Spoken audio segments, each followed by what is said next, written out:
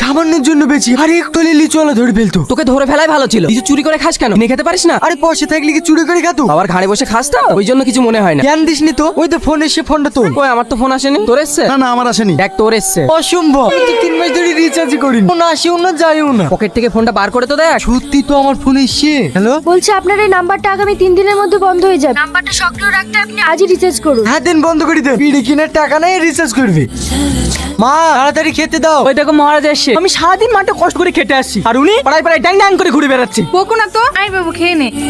Hello sir, আপনি এখনো পর্যন্ত রিচার্জ করেননি কেন? আপনাকে আমি কতবার করে বলবো, আমি কাজকর্ম করিনি, কাজ টাকা পয়সা নেই। আরে এমনি তো আমাকে ফোন করার মতো কেউ নেই। সত্যি কি আপনাকে ফোন করার মতো কেউ নেই?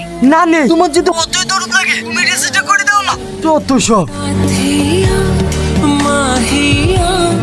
মেয়েটা সত্যি তোকে রিচার্জ করে দিল? এই থাম থাম থাম, মেয়েটা আবার ফোন করছে। ম্যাডাম আপনাকে অনেক অনেক ধন্যবাদ। দেখেন, কাল যে আপনি বললেন রিচার্জ করার টাকা নেই, সত্যি কি আপনার কাছে টাকা ছিল না? না ছিল না। কেন? আমি কাজ কাম করিনি, সারাদিনই ঘুরি বেড়া, টাকা কোথায় পাবো? আপনার বাবা খেটে খাওয়াচ্ছে বলে আপনার কিছু মনে হচ্ছে না। আপনি যদি আমার জায়গায় থাকতেন তাহলে বুঝতে পারতেন। আপনার জায়গায় থাকলে তো আমি রিল্যাক্স করে বেড়াতাম, আপনি তো কোটিপতি। আপনি ভুল ভাবছেন, আমি একটা গরিব ঘরের মেয়ে। বাড়িতে বাবা অসুস্থ, সংসারের সমস্ত দায়িত্বই আমার কাঁধে। আমি একজন মেয়ে হয়ে যদি এত কষ্ট করে সংসার চালাতে পারি, তাহলে আপনি একজন ছেলে হয়ে কেন পারবেন? একটা কথা মনে রাখবেন, টাকা ছাড়া এই দুনিয়াতে মানুষের কোনো সম্মান নেই। তাই টাকা উপার্জন করা শিখুন। রাখলাম।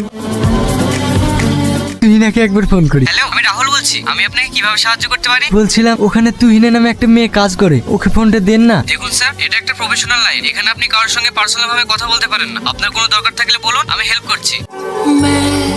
হ্যালো, আমি তুহিনা বলছি। সকাল থেকে একবারও ফোন করোনি কেন? আমি তোমার ফোনের অপেক্ষায় ছিলাম। অপেক্ষায় ছিলে কেন? তোমাকে ভালোবাসি তাই। তুই না, এটা কি প্রেম করার জায়গা? আমি কয়েকদিন ধরে লক্ষ্য করে দেখছি তুমি একই নম্বরে বারবার ফোন করে 2-3 ঘন্টা ধরে কথা বলছো। তাই তোমাকে আমি আর এখানে রাখতে চাই না। না স্যার, এরকম করবেন না। আপনি তো সবই জানেন, চাকরিটা চলে গেলে আমি খুব সমস্যায় পড়ে যাব। সেটা তোমার আগে ভাবা দরকার ছিল। তুমি এই মুহূর্তে এখান থেকে বেরিয়ে যাও। কি বাবা, তুমি এভাবে দৌড়াচ্ছ কেন? আমাকে একটু ফার্মেসিতে পৌঁছে দিন না, আমার আব্বুর অবস্থা খুব খারাপ। ঠিক আছে, তাড়াতাড়ি উঠো। আপনার 950 টাকা হলো। হ্যালো রাহুল, আমাকে ফোন পেতে 500 টাকা দে না, আব্বুর ওষুধ কিন্তু কম পড়েছে। তুই তো সবই জানি, এখন আমাদের স্যালারি ঢোকেনি। হ্যালো পূজা, আমাকে 500 টাকা দে না। আর ফোন তুলতেই আমার ভয় লাগে, ফোন করলেই শুধু টাকা আর টাকা। রাখ ফোন। এই নি। আব্বুর তো অবস্থা খুবই খারাপ, তাড়াতাড়ি হসপিটাল নিয়ে চলো। কি হলো, থামলেন কেন? টোটো চার্জছি, তুমি কোনো চিন্তা করো না। এখান থেকে হসপিটাল 1 কিলোমিটার। তুমি তোমার আব্বাকে ধরে বসো, আমি ঠেলে নিয়ে যাচ্ছি।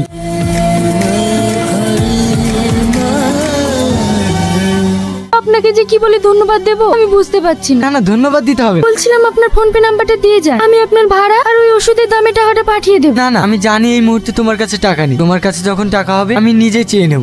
আর এই টাকাটা রাখো, তোমার আব্বার ওষুধ কিনতে লাগবে।